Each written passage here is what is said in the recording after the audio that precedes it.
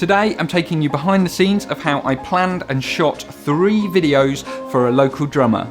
After getting a message from Sam, a very talented local session drummer and teacher, asking me to make 3 short promotional videos showcasing his styles and services, we chatted over email to thrash out a rough brief before meeting in a coffee shop to discuss the finer details. Sam wanted 2 videos of him drumming in various styles and covering several songs in each video. These are portfolio videos of sort, something he can send to other bands or musicians who are seeking a drummer to show he has the skills needed and to also showcase his personal style and groove.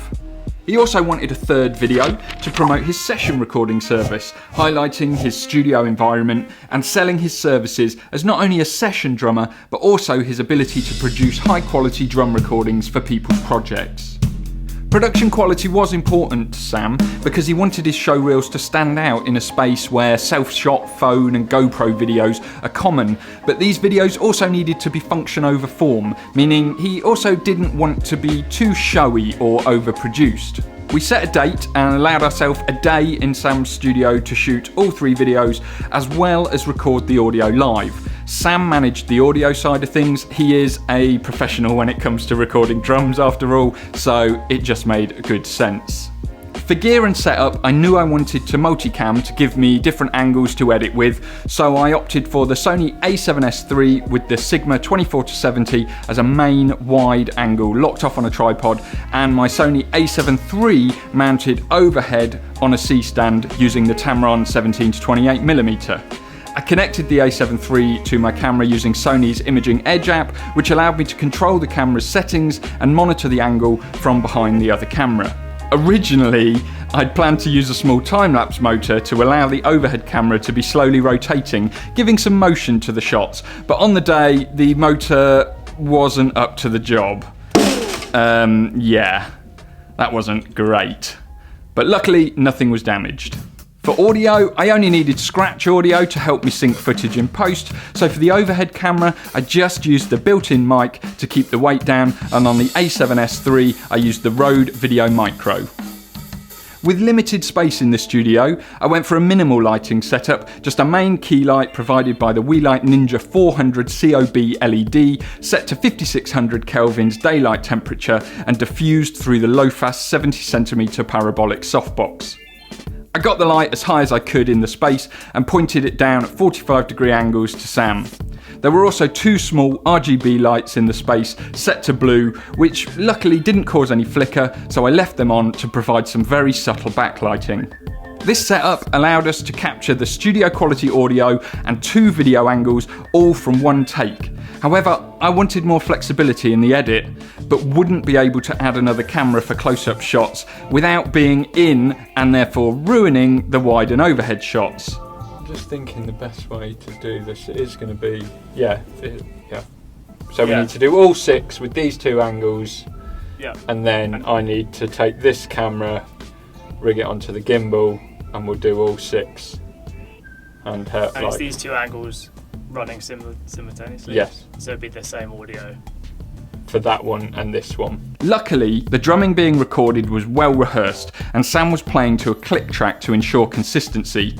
He also started each take with a stick click in time with his click track to help with syncing takes and audio in post-production. Video 2, section 6.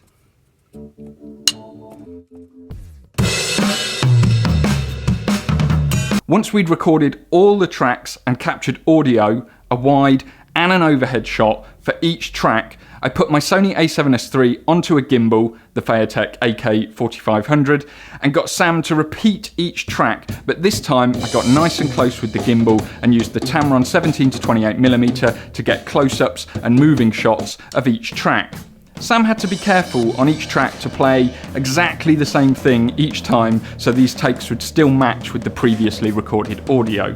For the session recording video, we decided to use one of the previously recorded tracks as the base for the video, so with that in mind, I knew I would want extra coverage of that particular track in the edit. So we repeated that track a few extra times and I went handheld with the a7S III and the Sigma 24-70 to get a few more interesting angles and close-ups.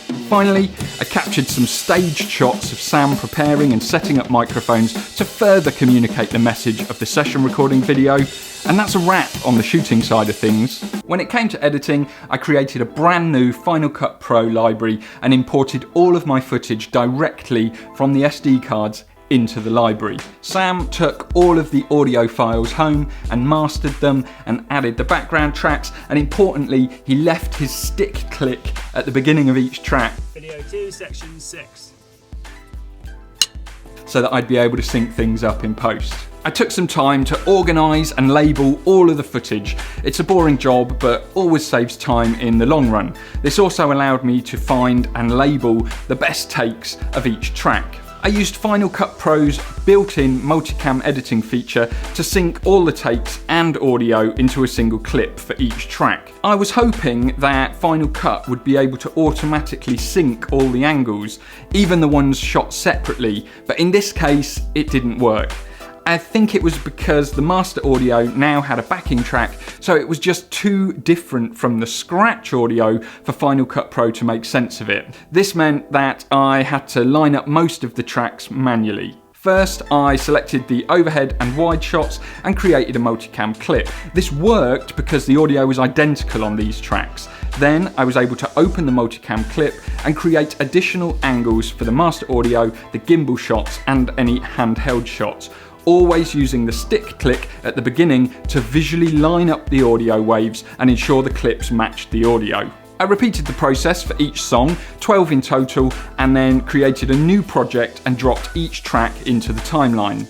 From here, it was just a case of using the angle editor to add some cuts and add a subtle grade, as well as some faked camera movements by keyframing the scale and/or position settings throughout the clips as desired. I also ended up adding a vignette to the wide shots to focus the eye on Sam and reduce some overspill lighting that, to be honest, I should have noticed on the day and fixed on set. And that's pretty much how I made these showreel drum videos. I'd love to show you the finished videos that I made, but unfortunately Sam was playing popular music in the track, so it would be a surefire way of getting a copyright strike.